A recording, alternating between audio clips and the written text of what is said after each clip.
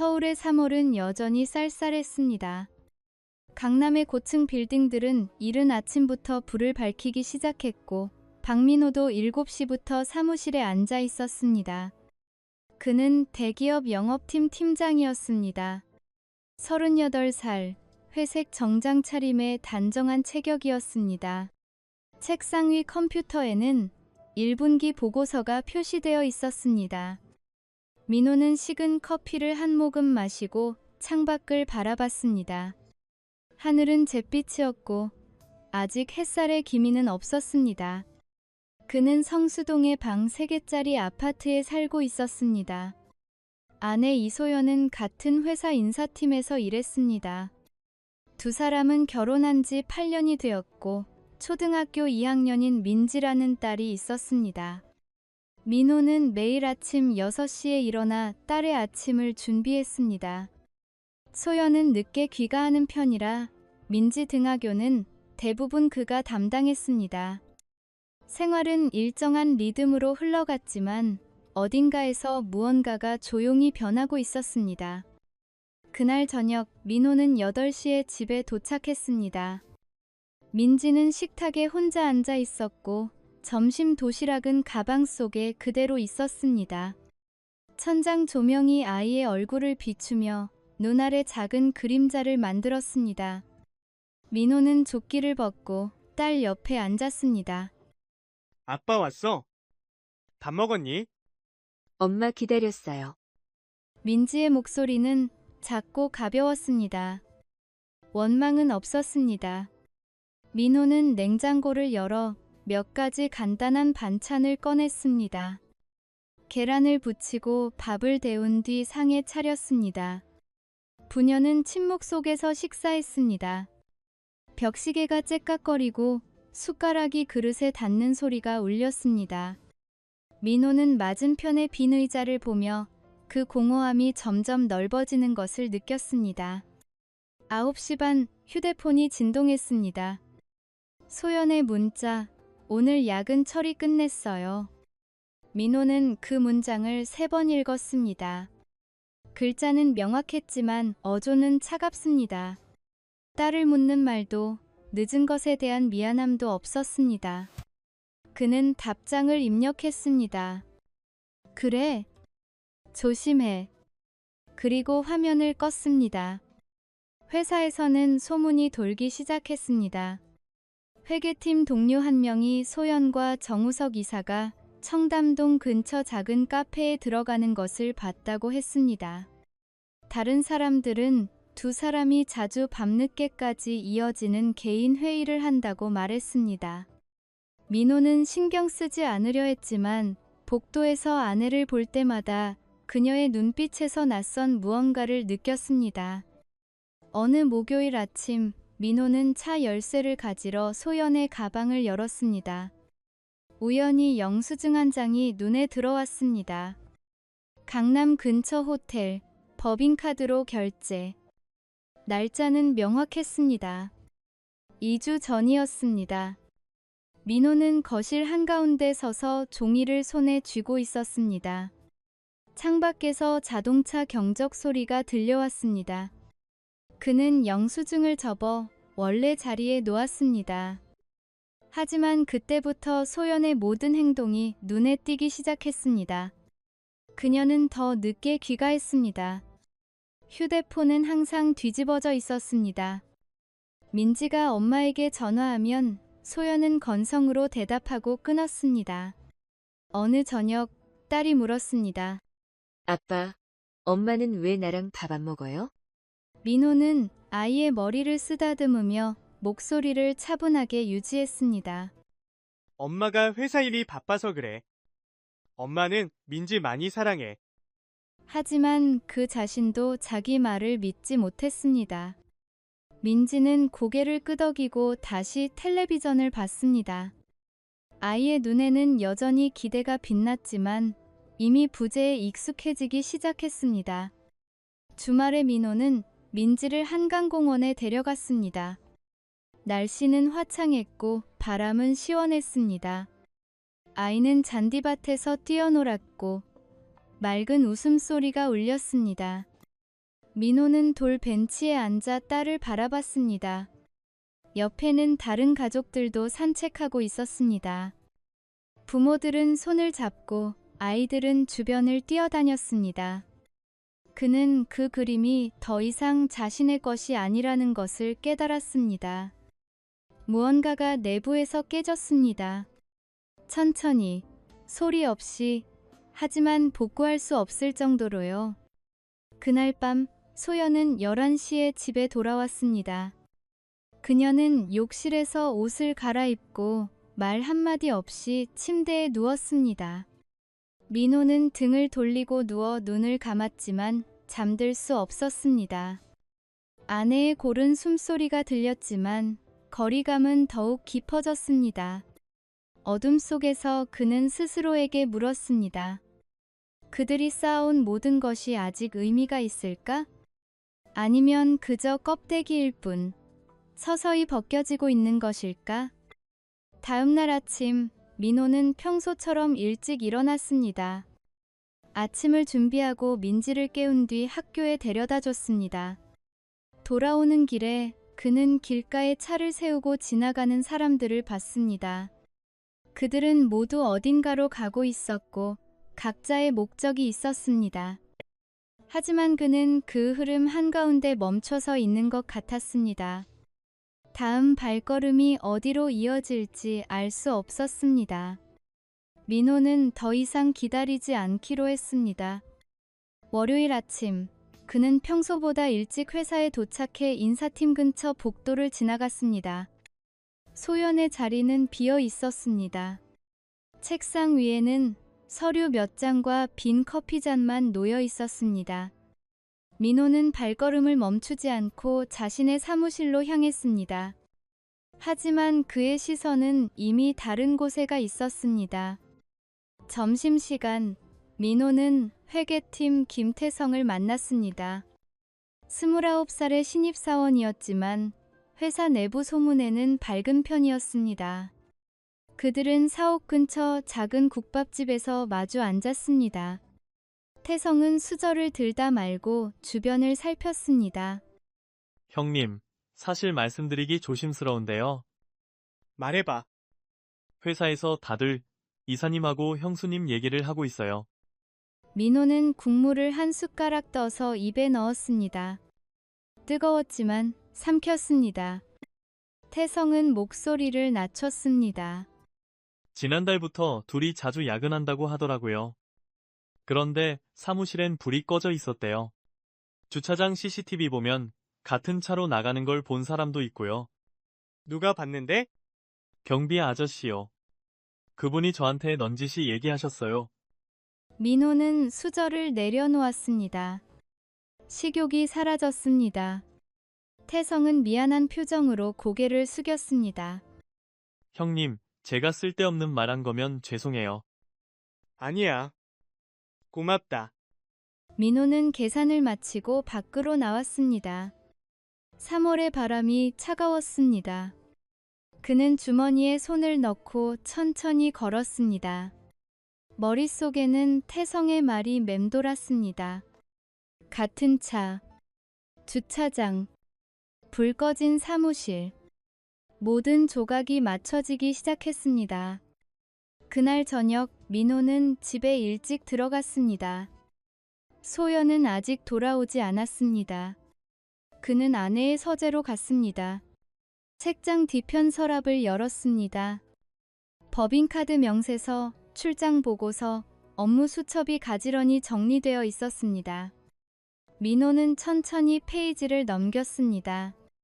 2월 14일 강남 호텔 식당 23만 원. 2월 28일 청담동 와인바 18만 원. 3월 6일 같은 호텔 객실 서비스 12만 원. 그는 휴대폰으로 사진을 찍었습니다. 손이 떨렸지만 셔터를 눌렀습니다. 1장, 2장, 3장. 증거는 쌓여갔습니다. 서랍을 닫고 돌아서는데 현관문이 열리는 소리가 들렸습니다. 민호는 재빨리 거실로 나갔습니다. 소연이 코트를 벗고 있었습니다. 일찍 왔네요? 응. 오늘은 일찍 끝났어. 민지는? 학원 갔어. 9시에 데리러 가야 돼. 소연은 고개를 끄덕이고 침실로 들어갔습니다. 민호는 소파에 앉아 텔레비전을 켰습니다. 화면에는 뉴스가 흘러나왔지만 귀에 들어오지 않았습니다. 그는 방금 찍은 사진들을 다시 확인했습니다. 명세서 속 숫자들이 선명했습니다. 이것만으로는 부족했습니다. 더 확실한 증거가 필요했습니다. 수요일, 민호는 사설탐정사무소를 찾았습니다. 강남역 근처 작은 빌딩 3층이었습니다. 사무실은 생각보다 깔끔했습니다. 중년의 남자가 그를 맞이했습니다. 어떤 일로 오셨습니까? 아내를 조사해 주십시오. 의뢰인분과 대상자의 관계, 그리고 의뢰 목적을 말씀해 주세요. 민호는 준비해온 서류를 꺼냈습니다. 소연의 사진, 회사 정보, 최근 일정표였습니다. 탐정은 서류를 훑어보며 끄덕였습니다. 2주 정도 걸립니다. 이동 경로, 만나는 사람, 체류 시간 등을 기록하겠습니다. 필요하면 사진 촬영도 가능합니다. 부탁합니다. 성금은 100만 원입니다. 민호는 현금을 건넸습니다. 탐정은 영수증을 끊어주며 명함을 내밀었습니다. 결과는 보고서로 드립니다. 연락 기다리겠습니다. 사무소를 나서며 민호는 하늘을 올려다봤습니다. 구름이 빠르게 흘러갔습니다. 그는 길을 걸으며 생각했습니다. 이제 돌이킬 수 없다는 것을. 진실이 밝혀지면 모든 것이 끝난다는 것을. 하지만 멈출 수 없었습니다. 의심은 이미 확신으로 바뀌었고 확신은 행동으로 옮겨졌습니다. 금요일 밤 소연은 또 늦게 들어왔습니다. 12시가 넘어서였습니다.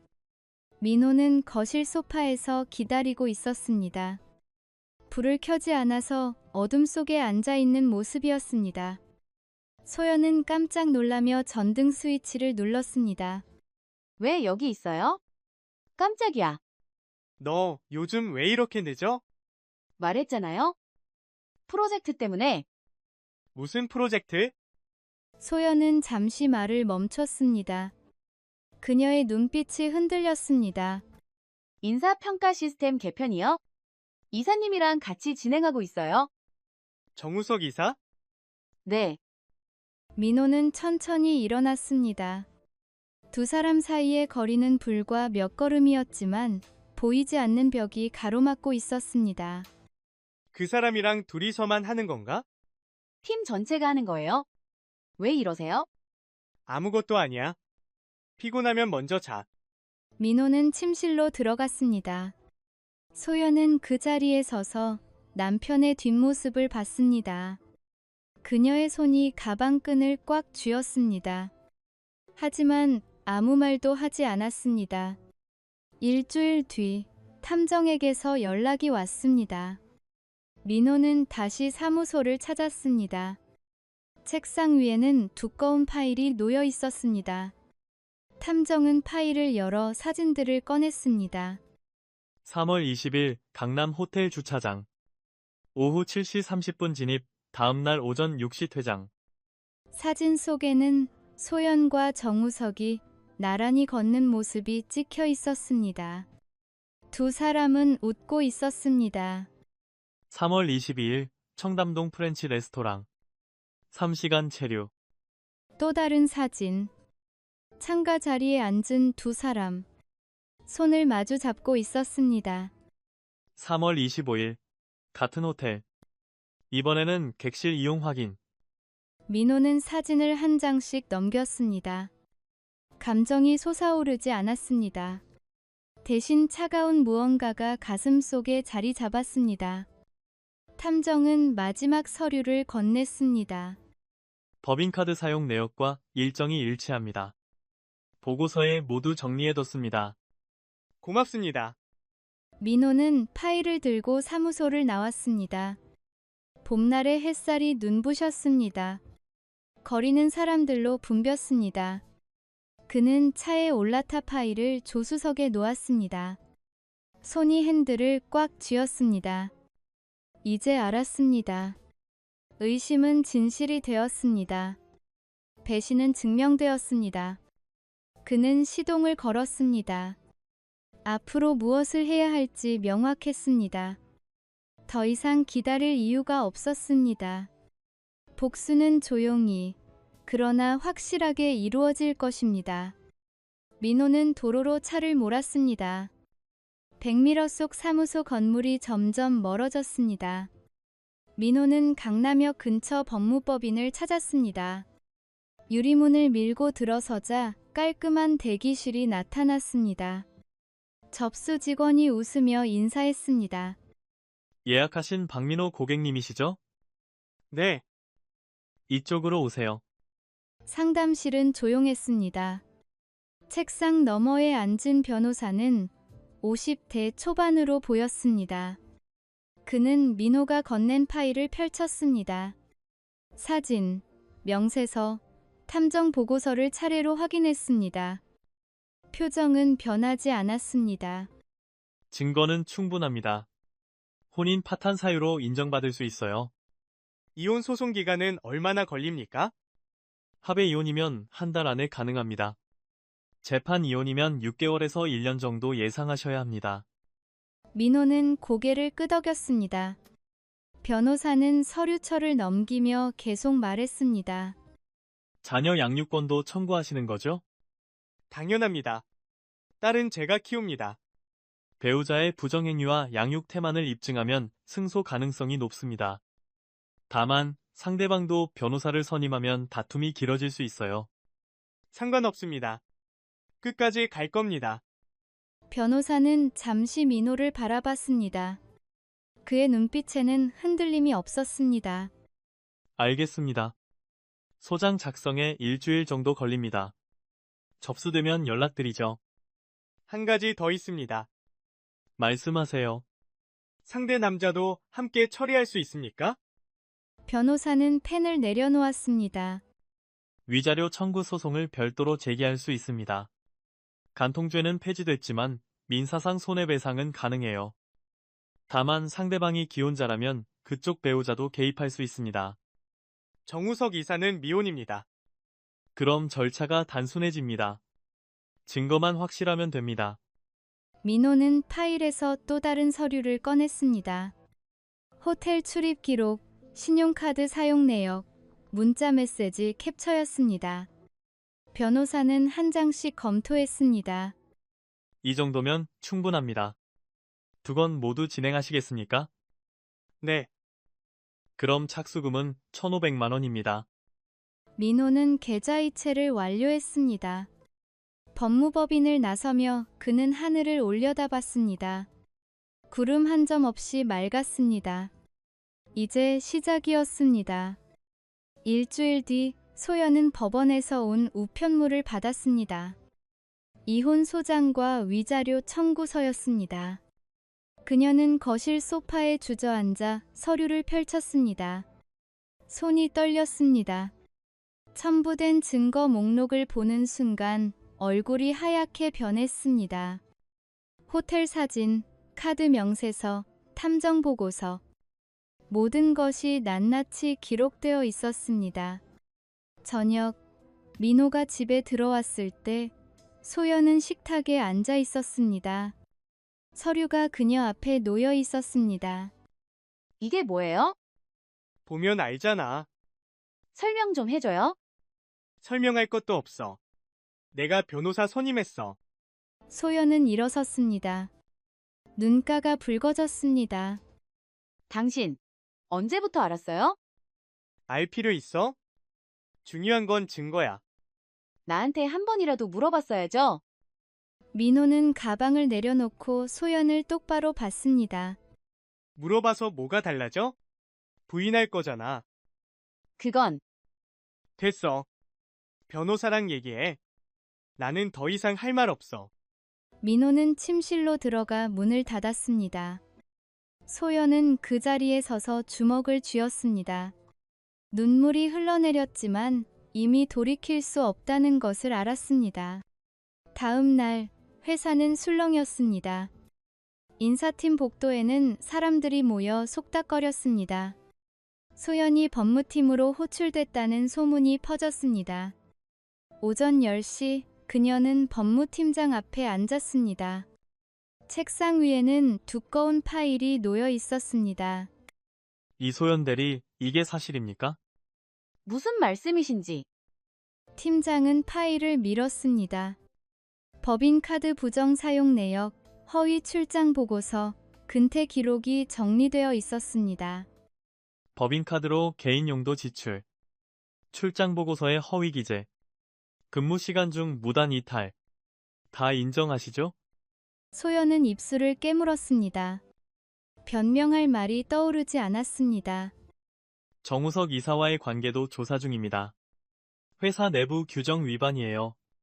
저는 변명은 필요 없습니다. 징계위원회가 열립니다. 그때까지 자택 대기하세요. 소연은 자리에서 일어났습니다. 법무팀을 나서는 그녀를 동료들이 바라봤습니다. 아무도 말을 걸지 않았습니다. 그녀는 엘리베이터를 타고 1층으로 내려갔습니다. 로비를 지나며 경비원과 눈이 마주쳤습니다. 경비원은 고개를 돌렸습니다. 같은 시각 정우석도 대표 이사실로 호출됐습니다.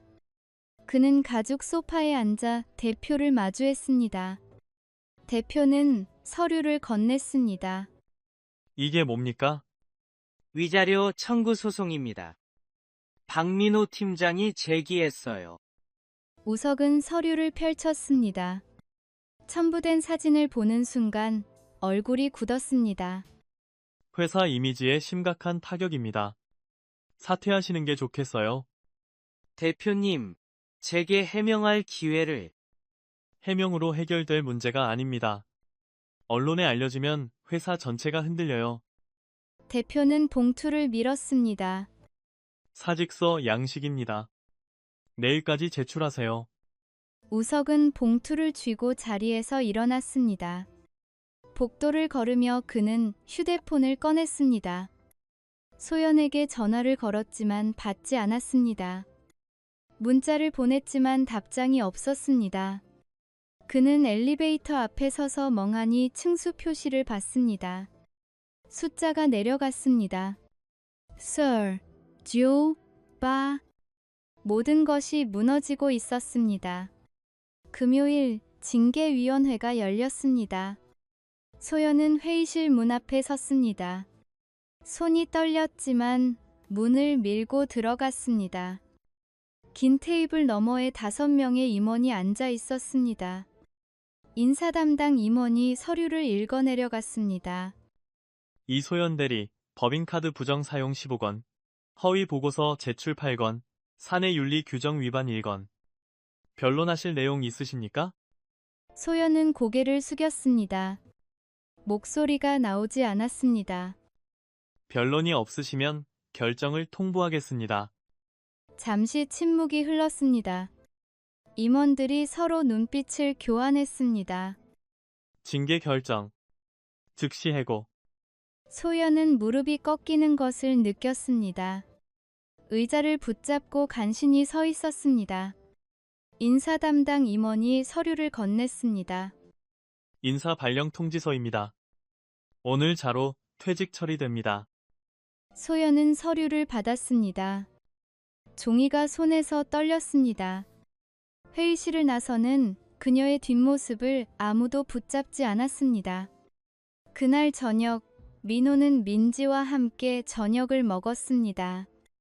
아이는 밥을 먹으며 물었습니다. 아빠, 엄마는 언제 와요?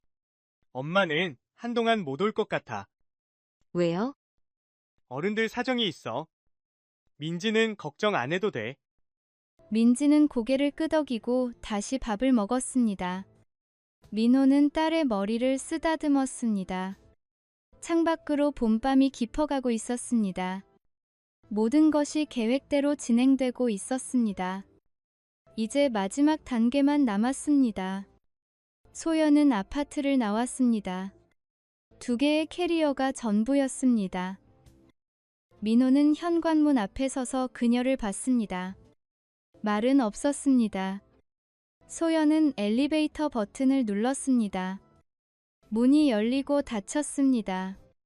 복도는 다시 조용해졌습니다. 그녀는 강원도로 향했습니다. 어머니의 친척이 사는 작은 마을이었습니다. 버스는 3시간을 달렸습니다. 창밖으로 산과 논이 지나갔습니다. 서울의 빌딩들은 점점 멀어졌습니다. 소연은 휴대폰을 꺼냈습니다. SNS 계정은 이미 삭제했습니다. 동료들의 연락처도 모두 차단했습니다. 이제 아무도 남지 않았습니다. 마을 입구에서 내렸습니다. 흙길이 이어졌고 낡은 집들이 드문드문 보였습니다. 친척 이모가 마중 나와 있었습니다. 소연아, 고생 많았구나. 이모, 죄송해요. 괜찮아. 여기서 쉬면서 생각 좀 해. 방은 작았습니다. 이불 한 채와 낡은 옷장이 전부였습니다. 소연은 캐리어를 내려놓고 창밖을 봤습니다. 들판이 펼쳐져 있었습니다. 바람이 불 때마다 풀들이 흔들렸습니다. 그녀는 무릎을 안고 앉았습니다. 눈물이 나오지 않았습니다. 그저 공허했습니다. 이튿날부터 그녀는 일을 시작했습니다. 새벽 5시에 일어나 밭으로 나갔습니다. 감자를 캐고 풀을 뽑고 물을 날랐습니다. 손에 물집이 잡혔습니다. 허리가 아팠습니다. 하지만 멈추지 않았습니다. 일을 하는 동안에는 생각이 멈췄습니다. 민지의 얼굴도 민호의 차가운 눈빛도 잠시 사라졌습니다. 저녁이면 이모와 함께 밥을 먹었습니다. 텔레비전에서는 드라마가 흘러나왔습니다. 이모는 가끔 말을 걸었습니다. 서울 생각나지? 아니요, 언젠가는 돌아갈 거지? 모르겠어요. 소연은 거짓말을 하지 않았습니다. 정말 몰랐습니다. 돌아갈 곳이 있는지, 돌아가야 하는지, 돌아갈 수 있는지, 모든 것이 불확실했습니다. 한편 정우석은 서울에 남아 있었습니다. 사직서를 제출한 뒤 그는 이력서를 돌렸습니다. 하지만 답장은 오지 않았습니다. 업계는 좁았습니다. 소문은 빨리 퍼졌습니다. 한 채용 담당자가 전화를 걸어왔습니다. 정우석 이사님이시죠? 이력서 받았는데요. 네, 감사합니다. 죄송하지만 저희 회사 방침상 채용이 어려울 것 같습니다. 이유를 여쭤봐도 될까요? 사내 윤리 문제가 있었다고 들었습니다. 저희는 그런 부분을 중요하게 봐서요. 전화는 끊어졌습니다. 우석은 휴대폰을 책상에 내려놓았습니다. 창밖으로 한강이 보였습니다. 그는 술을 따랐습니다. 혼자 마시는 술은 쓰디쓸 뿐이었습니다. 친구들은 하나둘 연락을 끊었습니다. 만나자는 약속은 취소됐습니다. 모임에서는 그의 이름이 거론되지 않았습니다.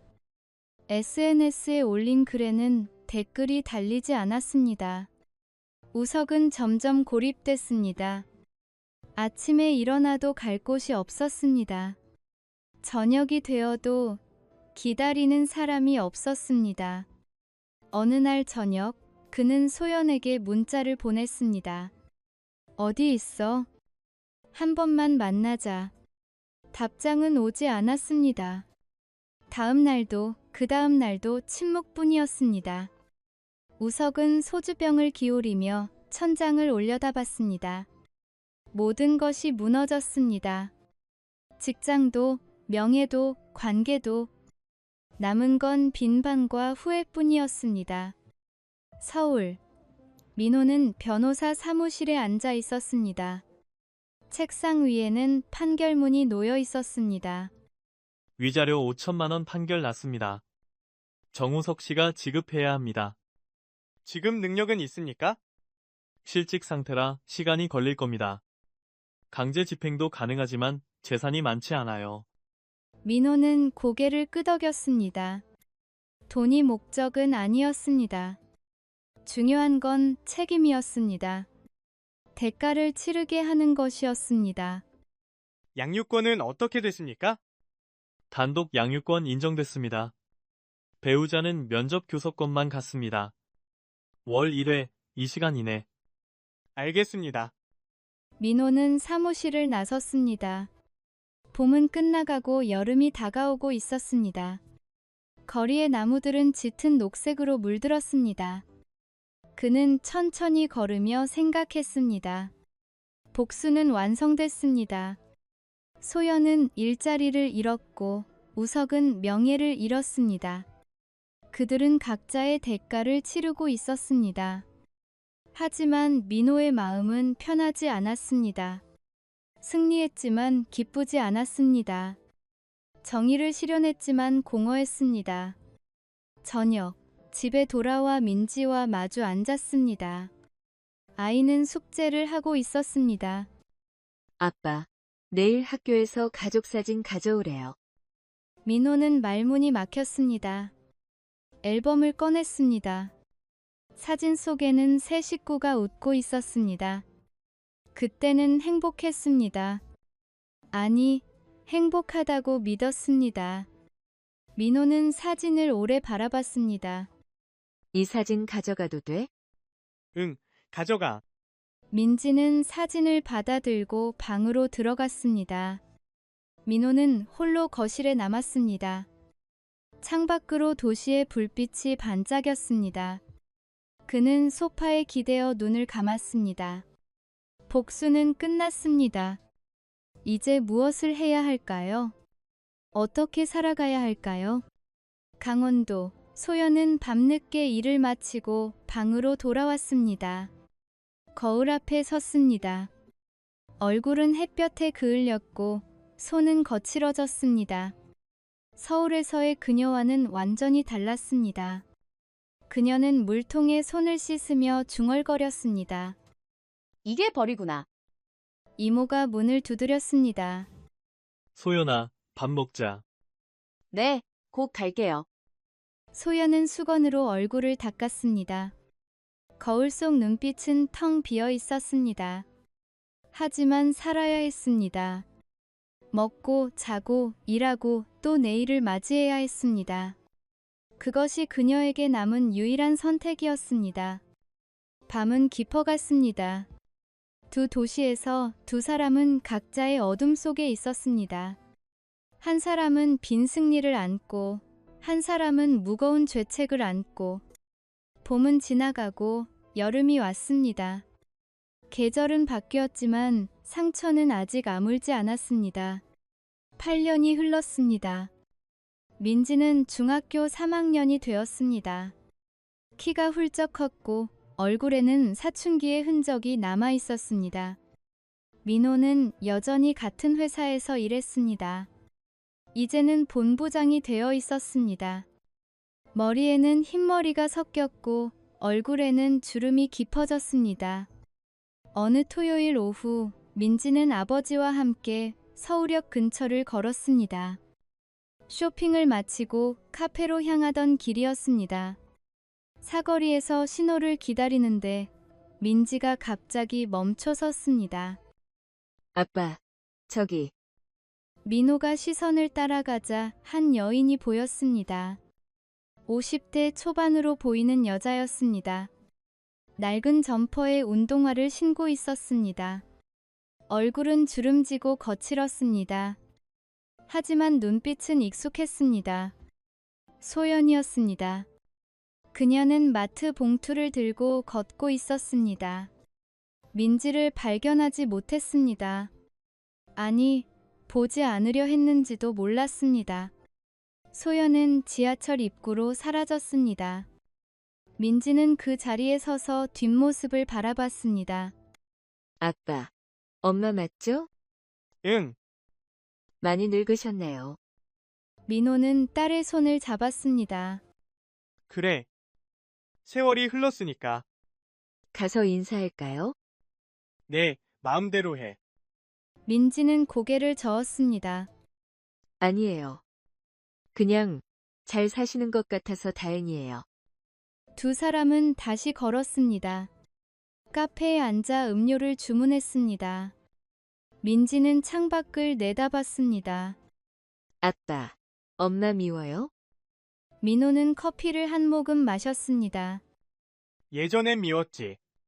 하지만 지금은 아니야. 왜요? 미워하는 것도 힘들거든. 이제는 그냥 다른 사람일 뿐이야. 민지는 고개를 끄덕였습니다. 아이는 더 이상 묻지 않았습니다. 민호는 딸의 얼굴을 봤습니다. 건강하게 자랐습니다. 밝게 웃었습니다. 친구들과 잘 지냈습니다. 그것으로 충분했습니다. 저녁 집에 돌아온 민호는 서재로 갔습니다.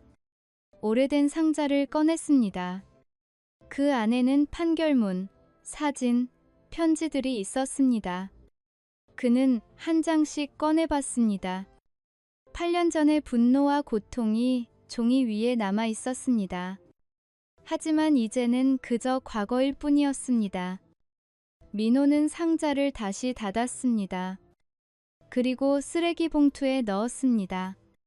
더 이상 붙잡고 있을 필요가 없었습니다. 복수는 끝났고 삶은 계속되었습니다. 같은 시각 강원도 작은 마을. 소연은 단칸방으로 돌아왔습니다. 5년 전부터 혼자 살고 있었습니다. 이모네 집을 떠나 읍내로 나왔고 식당에서 일했습니다. 설거지를 하고 청소를 하고 재료를 손질했습니다. 월급은 많지 않았지만 살아가기에는 충분했습니다.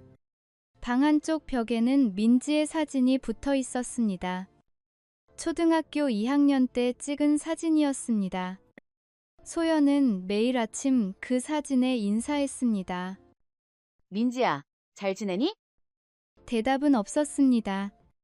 하지만 그녀는 계속 말을 걸었습니다. 그렇게 하루를 시작했습니다. 어느 날 저녁, 우편함에 편지가 한 통 들어 있었습니다. 발신인 이름은 없었습니다. 소연은 봉투를 열었습니다. 편지지에는 익숙한 필체가 있었습니다. 엄마에게 저 민지예요. 오랜만이죠. 잘 지내고 있어요. 아빠랑 둘이 살고 있고 학교 생활도 재미있어요. 친구들도 많이 사귀었어요. 사실 오늘 서울역에서 엄마를 봤어요. 많이 변하셨더라고요. 인사하려다가 그냥 왔어요. 아직 용기가 안 나서요. 엄마를 용서했다고 말하면 거짓말이에요. 아직도 가끔 왜 그랬는지 궁금해요. 왜 저를 두고 떠났는지, 왜 아빠를 배신했는지. 하지만 엄마도 힘들게 살고 계시는 것 같아요. 그래서 이 편지를 써요. 엄마가 제대로 살았으면 좋겠어요. 건강하게, 정직하게. 언젠가 다시 만날 수 있을까요? 모르겠어요. 그래도 엄마가 포기하지 않았으면 해요. 저도 엄마를 완전히 잊지는 못했으니까. 민지. 소연은 편지를 읽고 또 읽었습니다.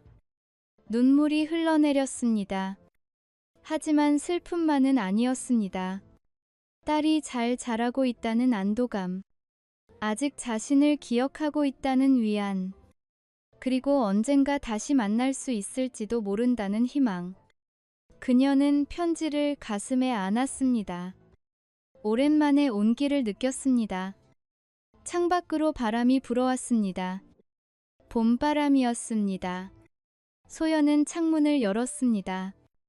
신선한 공기가 방 안으로 들어왔습니다. 다음 날 아침, 소연은 평소보다 일찍 일어났습니다. 거울 앞에 서서 얼굴을 봤습니다. 주름지고 거친 얼굴이었지만 눈빛은 조금 달랐습니다. 살아 있었습니다. 다시 시작하자. 그녀는 스스로에게 말했습니다. 복수도 끝났고 처벌도 받았습니다. 이제는 살아가야 했습니다. 제대로, 정직하게. 식당으로 출근하는 길에 그녀는 작은 문구점에 들렀습니다. 편지지와 펜을 샀습니다. 점심시간 식당 뒤편에 앉아 답장을 썼습니다. 민지에게 편지 고마워. 네가 건강하게 자라고 있다니 정말 다행이야. 엄마는 용서를 구하지 않을게. 그럴 자격이 없다는 걸 알아. 네가 용서할 수 없다면 그것도 당연해. 다만 한 가지만 알아줬으면 해. 엄마는 매일 너를 생각해. 아침에 일어나면 제일 먼저 내 사진을 봐. 그리고 잘 지내라고 기도해. 엄마는 이제 제대로 살려고 해. 정직하게 일하고 착하게 살려고. 그게 너한테 할 수 있는 유일한 일이니까. 언젠가 네가 만나고 싶다고 하면 그때 만나자. 그때까지 엄마는 더 나은 사람이 되어 있을게. 사랑해, 민지야. 엄마. 소연은 편지를 봉투에 넣었습니다. 우체통에 넣으며 그녀는 하늘을 올려다봤습니다. 구름이 천천히 흘러갔습니다. 계절은 바뀌었고 시간은 흘렀습니다. 상처는 아물지 않았지만 살아갈 수는 있었습니다.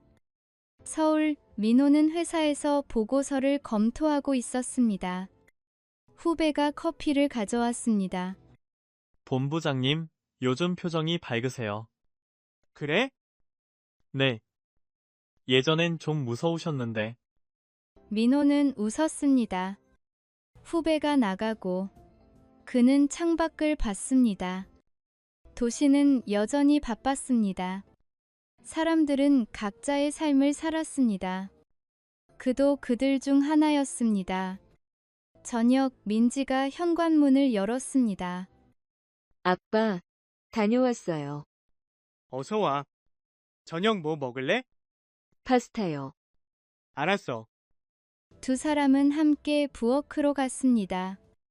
민호는 재료를 꺼내고 민지는 테이블을 정리했습니다.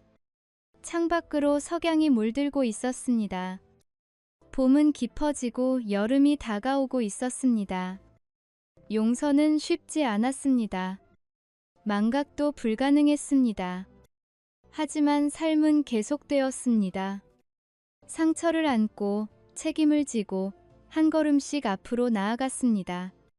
그것이 그들이 선택한 길이었습니다. 봄바람이 창문을 두드렸습니다. 민호는 창문을 열었습니다. 따뜻한 공기가 집 안으로 들어왔습니다. 새로운 계절이 시작되고 있었습니다.